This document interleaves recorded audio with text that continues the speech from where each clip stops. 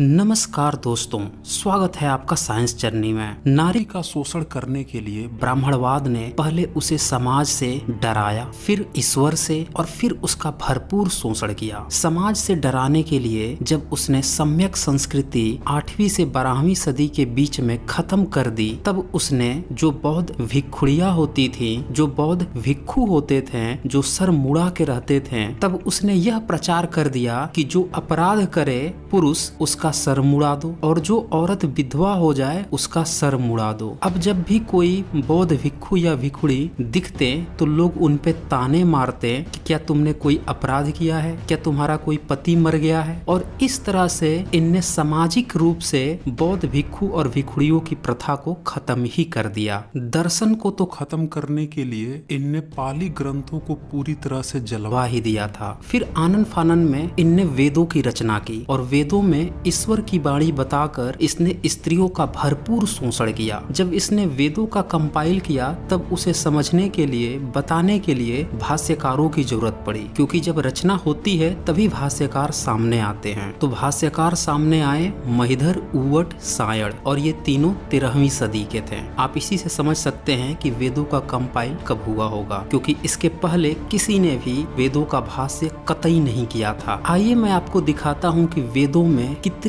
घटिया वाहियात बातें हैं औरतों के शोषण की। जैसा कि मैंने बताया कि आप जितना ही पुराना भाष्य देखेंगे उतना ही बेहतर होगा, क्योंकि आज का समय विज्ञान का है। आज के जो भाष्य करता है उनने नए नए शब्दकोश बना लिए हैं, अर्थ बदल दे रहे हैं, और जिस कालखंड में उसकी रचना हुई उस समय उसका क्या महत्व था उसी समय के लोग जान सकते हैं। इसीलिए जितना ही पुराना आप भाष्य पढ़ें तभी आप वेदों में क्या था उसको आप अच्छी तरह से समझ पाएंगे। इसीलिए मैं आचार्य महिधर के जो कमेंट्री है यजुर्वेद की उसको आज मैं दिखाने वाला हूँ। क्योंकि महिधर ने अपनी कमेंट्री संस्कृत में कर रखी है, इसीलिए किसी को संदेह न रहे, इसीलिए उसका ट्रांसलेशन जो 1875 में आर्य समाज के संस्थापक दयानंद सरस्वती हैं, जो वेदों से विज्ञान टपकाने के लिए जाने जाते हैं, उनके भाष्य को दिखाऊंगा, जो उनने युधिष्ठिर मीमांसा के ऋग्वेदादि भाष्य भूमिका में महिधर कमेंट्री का भाष्य कर रखा है। साथ ही मैं वेदांत तीर्थ का भी भाष्य दिखाऊंगा, जो कि उनने ऋग्वेद पे कर रखा है, और डॉक्टर सुरेंद्र कुमार शर्मा अज्ञात जी की पुस्तक क्या बालू की भीत पे खड़ा है मैं जो उनने भाष्य कर रखा है उसको भी दिखाऊंगा, ताकि आपको संदेह लेस मात्र भी न रह जाए। ऋग्वेद के 8वें मंडल के 33 सूक्त के 17 मंत्र में स्त्रियों को नीचा दिखाने के लिए वेद में ब्राह्मणों ने लिखा, इंद्र ने कहा कि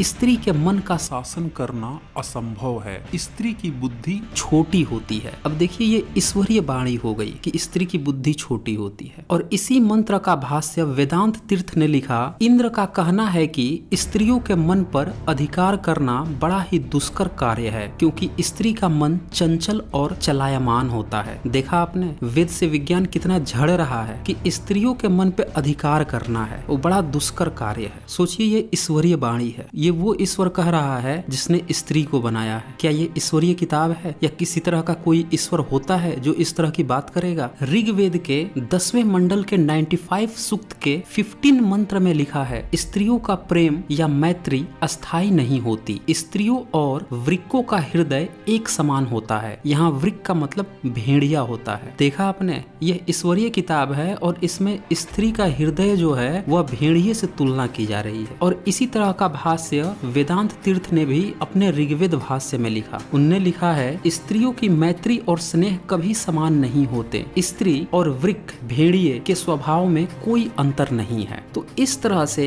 वेदों में स्त्री को नीचा दिखाया गया कि उसकी बुद्धि कम होती है, फिर उसका स्वभाव भेड़िए की तरह बताकर उसे और घृणा का पात्र बना दिया गया समाज में। और ऐसा करने का उद्देश्य था ताकि उसका भरपूर शोषण किया जा सके, उसे लाचार बना दिया जाए, उसे डरा दिया जाए और फिर उसका भरपूर शोषण किया जाए। यजुर्वेद के 23वें चैप्टर में अश्वमेध यज्ञ का वर्णन है। अगर आप आचार्य महिधर की कमेंट्री देखते हैं तो, जो 13वीं सदी के थे। यहाँ पे मैं उन दोस्तों को सलाह देना चाहूंगा जो अभी टीनएजर्स हैं, वो इस वीडियो को यहीं से स्किप कर दें, क्योंकि वेदों में इतनी वाहियात बातें लिखी हैं जिसे टीनेजर्स न ही देखें तो बेहतर होगा। यजुर्वेद के 23rd चैप्टर के 19 मंत्र का महिधर के भाष्य की कमेंट्री दयानंद सरस्वती युधिष्ठिर संस्कृत मीमांसा के ऋग्वेदादि भाष्य भूमिका में लिखते हैं, महिधर ने कहा है कि गणपति शब्द के घोड़े का ग्रहण है। सो देखो महिधर का अर्थ कि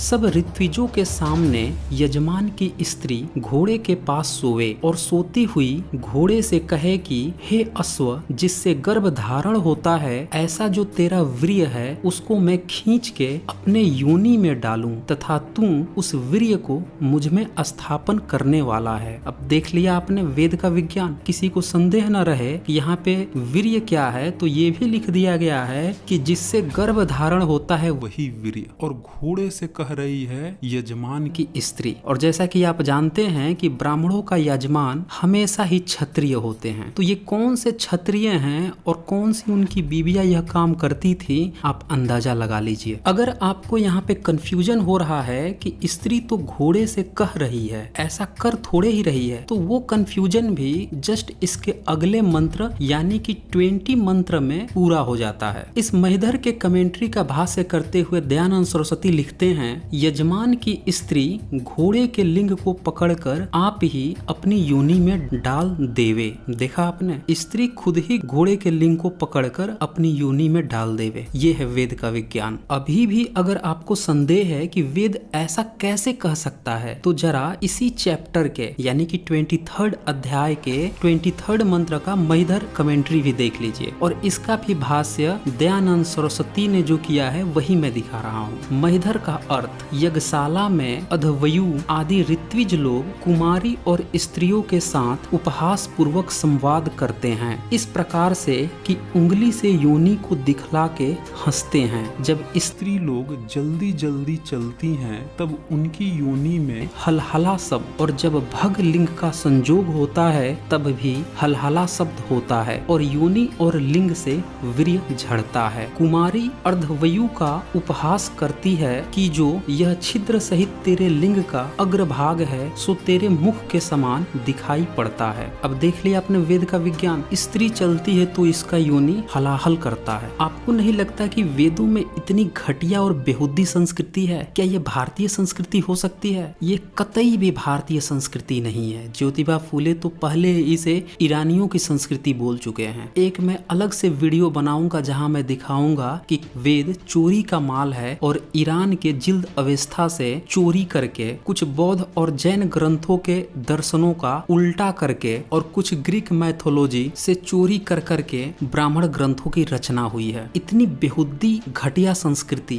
भारत की तो कतई नहीं हो सकती। आप समझ सकते हैं कि जैसे ही 13वीं सदी से इन लोगों ने इस तरह की बेहुदा संस्कृति भारतीयों पे थोपी, तब से ही भारत कितना बर्बाद हुआ है। और आजकल तो आप आए दिन न्यूज़पेपर में बलात्कार की घटनाएं सुनते होंगे। यजुर्वेद के इसी 23वें अध्याय के 26-28 मंत्र को भी लगे हाथ देख लीजिए। इसमें भी महिधर की कमेंट्री को दयानंद सरस्वती ने जो भाष्य किया है उसमें वो लिखते हैं, पुरुष लोग स्त्री की योनि को दोनों हाथ से खींचकर बढ़ा लेवे। परिवृक्ता अर्थात जिस स्त्री का वीर्य निकल जाता है जब छोटा व बड़ा लिंग उसकी योनि में डाला जाता है, तब योनि के ऊपर दोनों अंडकोश नाचा करते हैं, क्योंकि योनि छोटी और लिंग बड़ा होता है। इसमें महिधर दृष्टांत देता है कि जैसे गाय के खुर के बने हुए गड्ढे के में से दो मच्छी नाचे, तथा जैसे खेती करने वाला मनुष्य अन्न और भूस अलग अलग करने के लिए चलते वायु में एक पात्र में भर के ऊपर को उठा के कंपाया करते हैं, वैसे ही योनि के ऊपर अंडकोश नाचा करते हैं। देखा आपने वेद का विज्ञान। स्त्री की योनि को दोनों हाथों से खींच कर बढ़ा लेवे। ऐसा वेद से टपकता हुआ विज्ञान क्या आपने कहीं सुना है? ऐसा लग रहा है कि जैसे वेदों को लिखने वाले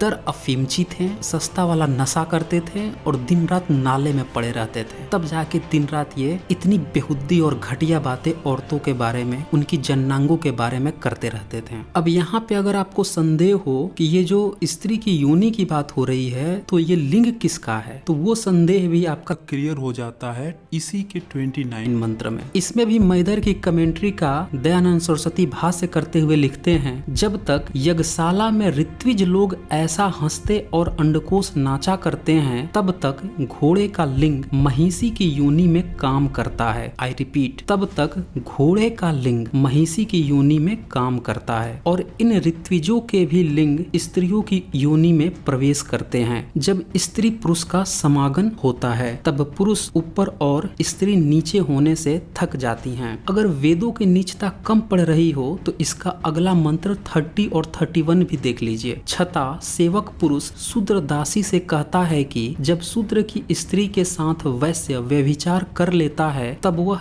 इस बात को नहीं विचारता कि मेरी स्त्री वैश्य के साथ व्यभिचार कराने से पुष्ट हो गई, किंतु वह इस बात को विचार के दुख मानता है कि मेरी स्त्री व्यभिचारिणी हो गई। अब वह दासी छता को उत्तर देती है कि जब शूद्र वैश्य की स्त्री के साथ व्यभिचार कर लेता है तब वैश्य भी उस बात का अनुमान नहीं करता कि मेरी स्त्री पुष्ट हो गई, किंतु नीच ने समागम कर लिया, इस बात का विचार के क्लेश मानता है। यजुर्वेद के इस 23rd चैप्टर के 21 मंत्र को भी देख लीजिए। यजमान घोड़े से कहता है कि हे वीर्य के सेचन करने वाले अश्व, तू मेरी स्त्री के जंघा ऊपर को करके उसकी गुदा के ऊपर वीर्य डाल दे, अर्थात उसकी योनि में लिंग चला दे। वह लिंग किस प्रकार का है कि जिस समय योनि में जाता है उस समय उसी लिंग में स्त्रियों का जीवन होता है और उसी से वे भोग को प्राप्त होती हैं। इससे तू उस लिंग को मेरी स्त्री की योनि में डाल दे। जरा सोचिए, ये यजमान कह रहा है घोड़ा से अपनी स्त्री के लिए। किस कदर वेदों के लिखने वालों ने अपने यजमान यानी क्षत्रियों का, उनकी स्त्रियों का इतनी बुरी तरह से बेरहमी से रौंदा था। विगत कुछ दशकों में हैदराबाद में विश्व शांति के लिए अश्वमेध यज्ञ किया गया था और ये जितना भी ऊपर का आपने भाष्य देखा ये सारे के सारे अश्वमेध यज्ञ के ही प्रावधान है। कभी मैं एक अलग से वीडियो बनाऊंगा, उसमें मैं और डिटेल से दिखाऊंगा। तो अब सवाल यह है कि हैदराबाद में जब अश्वमेध यज्ञ मनाया गया तो उस समय यजमान कौन था और उसकी पत्नी कौन थी जो घोड़े के साथ उपरोक्त सारे मंत्रों को अप्लाई की थी। अश्वमेध यज्ञ होने के पश्चात जो पटरानियां होती हैं वो दूसरी रानियों के साथ घोड़े के टुकड़े करती हैं, फिर मांस का बंटवारा होता है। अब जो आधुनिक भाष्यकार हैं उन लोगों ने जो सिनोनिम्स होते हैं शब्दकोश के उसका सहारा ले लेकर उसमें इसका अर्थ बदल दिया है। दयानंद सरस्वती ने खुद जब यजुर्वेद का भाष्य किया तो वहाँ पे उनने इन सारे मंत्रों के अर्थ ही बदल दिए। लेकिन जरा सोचिए कि यह काम 20वीं सदी में इन लोगों ने किया, लेकिन अभी भी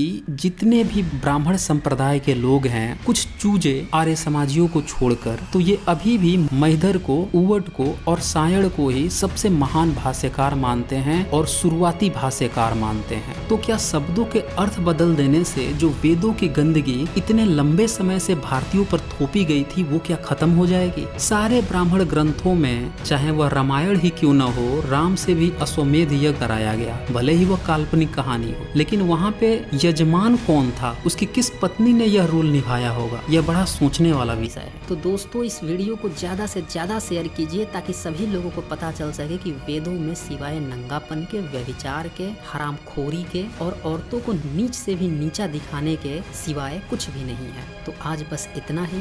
धन्यवाद।